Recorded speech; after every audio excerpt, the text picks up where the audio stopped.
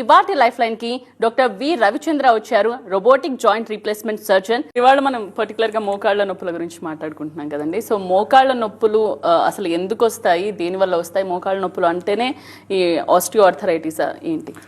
ఈ కీళ్ళ నొప్పులు అన్నవి చాలా రకాలు ఉంటాయి.